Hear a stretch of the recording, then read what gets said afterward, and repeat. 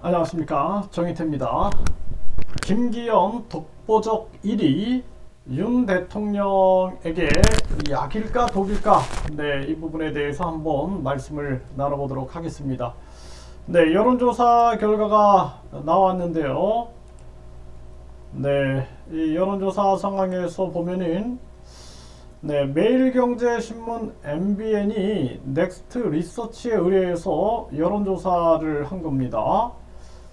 김기현이 타자 양자 대결에서 모두 안철수에 앞섰어요. 그래서 이 여론 상황을 보게 되면은 김기현 33.1, 안철수 23.6, 황교안 10.0, 천하람 6.1 이런 식으로 지금 나왔고요. 양자 대결에서 보게 되면은 김기현 43.1, 안철수 33.5가 나왔습니다. 그래서 이러한 상황으로 보면은 김기현 후보가 독보적인 1위 상황이 나오고 있는데요. 그런데 이 부분에 대해서 그동안 흘러왔던 부분들, 지금 이렇게 울산 땅 의혹을 수사 의뢰를 하고 법적 정치적 책임을 묻겠다, 이런 것들은 이제 조사해 보면 나올 문제겠죠. 시세 차익이 1,800배였다. 김기현 울산. 그래서 이 문제에 대해서는 실질적으로 이제 조사를 해봐야 될 문제고, 그런데 그동안의 상황들을 봤을 때 너무나 불공정한 이 전당대회였다라는 거죠. 우리 국민들이 다 지켜봤던 것처럼 이준석 당대표에 대해서 거의 몰아내는 수준이었고, 그 다음에 이 유승민 같은 경우에도 국민 쪽에서 1위가 나오니까 전대 룰을 바꿔버렸어요. 그래서 지금도 내 당의 당대표를 뽑는데 왜 남들이 참여하냐 이런 얘기, 심지어는 한국 국가대표 뽑는데 왜 일본인이 투표하냐 이런 식의 발언들도 나왔는데, 국민이거든요. 국민이고, 큰 문제는 국민의 세금이 정당으로 들어가고 있다는 거예요. 국민 세금이 매년 약 500억의 정당 보조금이 들어가고 있고, 그리고 뿐만 아니라 선거 때마다 약 500억, 대통령 선거, 국회의원 선거, 지방선거 때 약 500억의 선거 보조금이 들어가고 있어요.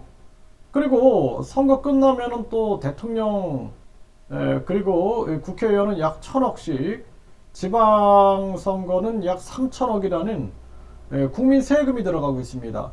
그럼에도 불구하고 국민을 배제한다라는 건 말이 안 되는 거죠. 물론 역선택이라는 부분들을 걱정을 할 수도 있겠지만, 그러한 부분들에 대해서는 일단은 우리 이제 검증 시스템을 거쳐야겠죠. 거치되 국민들을 30%를 배제한 거, 그걸 어떤 명분도 통하지 않는다라는 거죠. 이러한 부분들. 그래서 이런 불공정한 부분들, 그리고 나경원 전 의원에 대해서 우리 국민들은 똑똑히 봤죠. 권력이 어떻게 자신의 입맛에 맞지 않는 사람들을 눌러대는지를 우리는 철저하게 봤습니다. 그리고 이제 안철수 대표가 1위가 나오니까 안철수 대표에 대한 정말 무자비한 그러한 공격들을 보면서 참 이게 이 대한민국 사회에서 가능한 일인가라는 생각을 안 할 수가 없는 거죠. 그래서 우리가 이 공무원들 같은 경우, 대통령실도 공무원 아닙니까?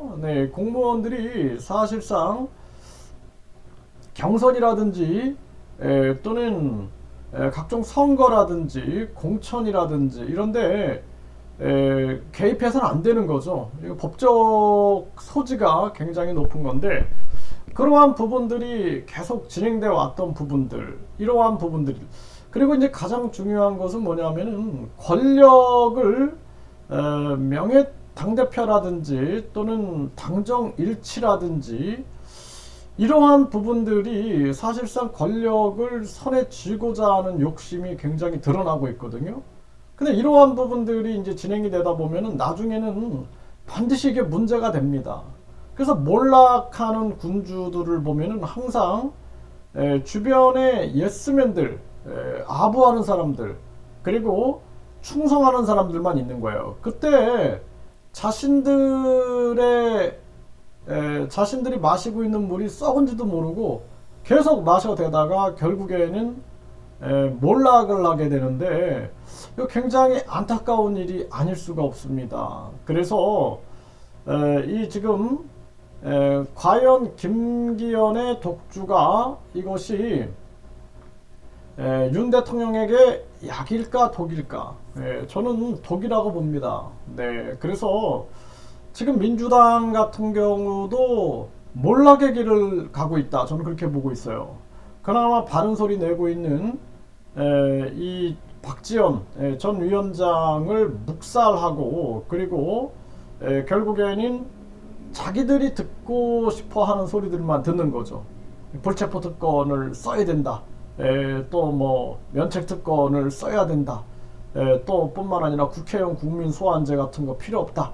근데 점점 그럴수록 국민들하고는 멀어져 가고 있다는 것을 알아야 되는데, 그런 것들에 대한 인식들이 굉장히 부족한 거예요. 이게 굉장히 위험한 신호다라고 봅니다. 그리고 윤 대통령, 지금 윤 정부도 마찬가지죠.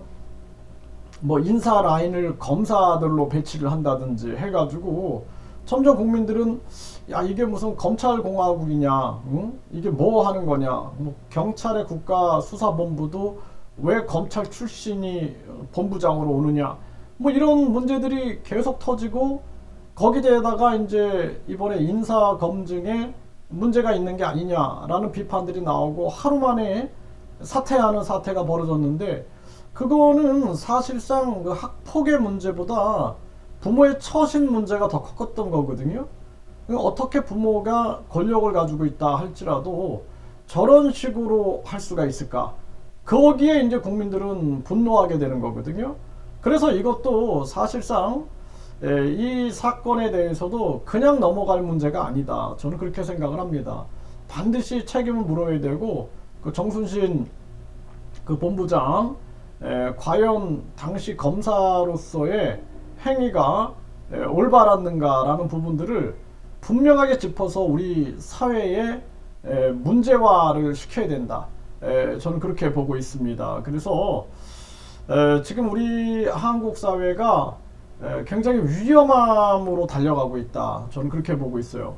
옳고 그름의 판단에 있어서 완전히 자기 중심적 해석을 하는 거죠. 내로남불한다 그러지 않습니까? 이러한 부분들, 그리고 권력을 독점화하려고 하는 그러한 움직임들이 너무 지나치게 나타나고 있다. 이대로 가면은 이재명 대표나 윤석열 대통령이나 몰락할 수밖에 없다. 또 김기현 이 대표의 지금 이 승전, 이걸 승전이라고 얘기하는지, 네, 이러한 부분들도 사실상 독이 될 확률이 높다, 이렇게 말씀을 드립니다.